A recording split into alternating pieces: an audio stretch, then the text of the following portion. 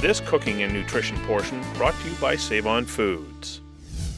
Registered holistic nutritionist Julia Olton is in the kitchen today with another awesome recipe. Julia, welcome to the show. Thank you for having me. What are we making today? We are making a strawberry rhubarb ginger crumble today.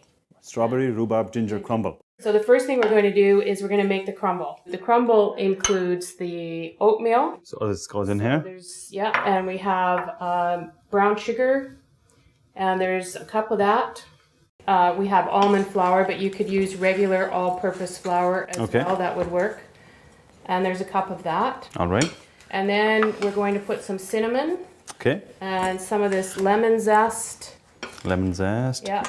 And that's about a teaspoon of lemon zest. Okay. And then we're going to put some baking soda and just a little pinch of salt.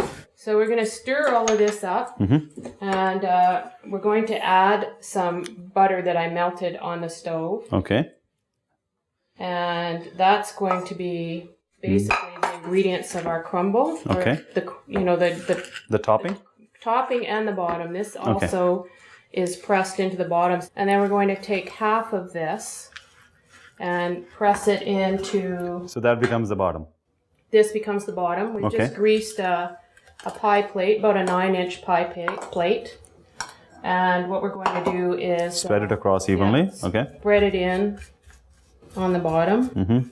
So what you could do is take that silver bowl while I'm doing this. The bigger one? Yeah. And put the rhubarb, the strawberries, and the candied ginger in there. Okay. And then what we want to do is mix that all together. And we'll try that soon, see how that works. So rhubarb, strawberry, and candied ginger. Yeah.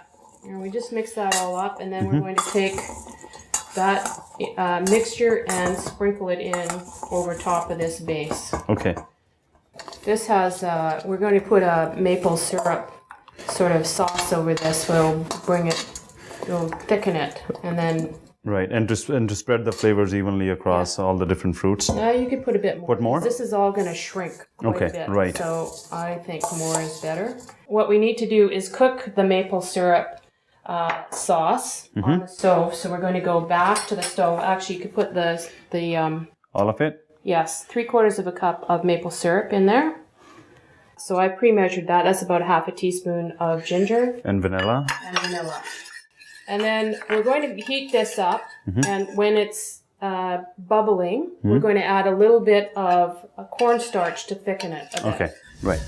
So the sauce is done? The sauce is done. You can see it's thick and it's luxurious sauce. Right.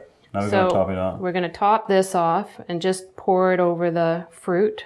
That's what we're using for sweetener in this. Right.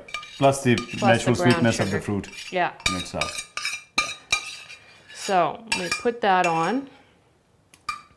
And then the final part of this is just... The mix that we've made in the beginning, so it goes on top. It's a bit messy. You really have to do it with your fingers. Okay. So I'm just going to sprinkle it over the top, and then we're going to put it in a 350 oven and bake it for about 40 minutes. And we actually have made one in advance, so you actually don't have to wait for this to cook. Okay, exactly. Okay, that's good then. Which is very good. Okay, let's taste it. I'm looking forward to this. Let's see. Oh, this is so good. You like it? This is going to be my favorite dessert from now on.